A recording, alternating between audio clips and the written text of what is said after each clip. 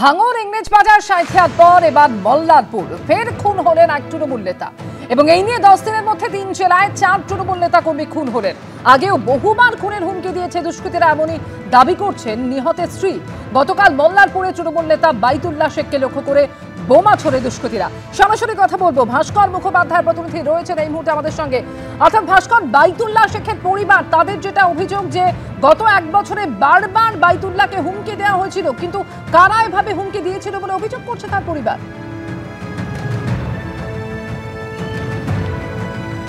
দেখো, পরিবারের অভিযোগ যে নতুন এই যে আক্রমণের ঘটনা ঘটেছে এর আগে 1 বছর আগে কিন্তু তাকে একাধিকবার হুমকি দেওয়া হয়েছিল, এমনকি মারার প্ল্যানও করা হয়েছিল, কিন্তু আগে থেকে জানতে পারায় সেই ঘটনাস্থলে বাইতুল্লাহ যায়নি বলে সে বেঁচে গেছিল। এই মুহূর্তে আমি দাঁড়িয়ে রয়েছি ঠিক ঘটনাস্থলে। এই যে আমার পিছনে যে দোকানটি, চায়ের দোকান, এই চায়ের দোকানেই গতকাল সন্ধ্যে 6টা থেকে বাইতুল্লাহ এখানেই আড্ডা দিচ্ছিল এবং সে ক্যারাম খেলে এখানে, এবং ক্যারাম খেলে ঠিক এই যে রাস্তা, এই রাস্তা ধরে বাইতুল্লাহ তার বাড়ি যাচ্ছিল। এই দোকানটি হচ্ছে তার বাড়ি থেকে 500 মিটারের মধ্যেই, এবং এই রাস্তা ধরেই যখন বাড়ি যাচ্ছিল তার সঙ্গে আরও 3 জন ছিল। এই 3 জন সবসময় বাইতুল্লাহর সঙ্গে থাকতো, কারণ যে বাইতুল্লাহকে যখন তার প্রাণে মারার হুমকি দেওয়া হয় তারপর থেকে তার 3 জন সহযোগী সবসময় তাকে ঘিরে থাকতো, এবং একজন সামনে 2 জন পিছনে থাকতো, বাইতুল্লাহ মাঝে থাকতো।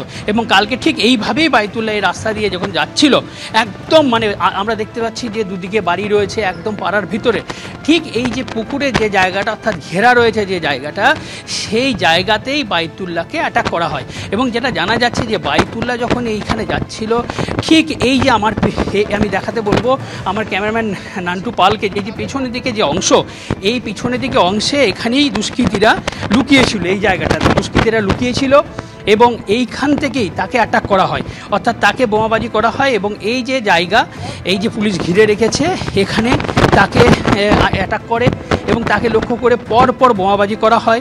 এবং তার সঙ্গে থাকা যে 3 জন ছিল তার সহযোগী, তারাও আহত হয়। তার মধ্যে একজন গিয়ে পুকুরের ওই জলে গিয়ে পরে গ্রামবাসীরা উদ্ধার করে, এবং গ্রামবাসীরা যেটা জানাচ্ছে যে প্রবল আওয়াজ হয়েছিল, প্রবল, আশেপাশের লোকজন একদম পুরো এলাকা কেঁপে উঠেছিল, পরপর বোমা মারা হয়েছিল। এবং এই বোমা মারাতে পিছনের অংশে, বাইতুল্লাহর পিছনের অংশ কিন্তু একদম উড়ে গেছিলো। আমরা দেখতে পারি, যদি আমি নান্টুকে দেখাতে বলবো, যে এখনও পর্যন্ত বোমের যে স্প্লিন্টার, সেই স্প্লিন্টারগুলি এখানে পড়ে রয়েছে। এই যে আমরা দেখতে পাচ্ছি এইগুলো হচ্ছে বোমের স্প্লিন্টার। মূলত এই স্প্লিন্টারগুলোই গুলির কাজ করে, অর্থাৎ যখন বোমা বিস্ফোরণ হয় তখন এইগুলো গুলির মতো একদম ছিটকে বেরোয়, এবং একদম তার বাইতুল্লাহর মৃত্যু নিশ্চিত করার জন্য দুষ্কৃতীরা পরপর 3টে বোমা মারে, যাতে সে যেন কোনোভাবেই সে বাঁচতে না পারে। এবং তার 3 সহযোগী আহত হয়। তারপর তাদেরকে রামপুরহাট মেডিকেল কলেজ নিয়ে যাওয়া হয়, বাইতুল্লাহ সেখানে মারা যায় এবং 3 জন আহত সেখানে ভর্তি রয়েছে। পরিবারের দাবি যে দুষ্কৃতী ধরতে হবে। পুলিশ এখনো পর্যন্ত একজনকে আটক করেছে। কতবার হুমকি দিয়েছে, কতবার ঘেরেছে, কতবার বম থুয়েছে, আমরা বুঝতেই পেরেছি। পুলিশ প্রশাসনকেও বলেছি, বম থুয়েছিল নি।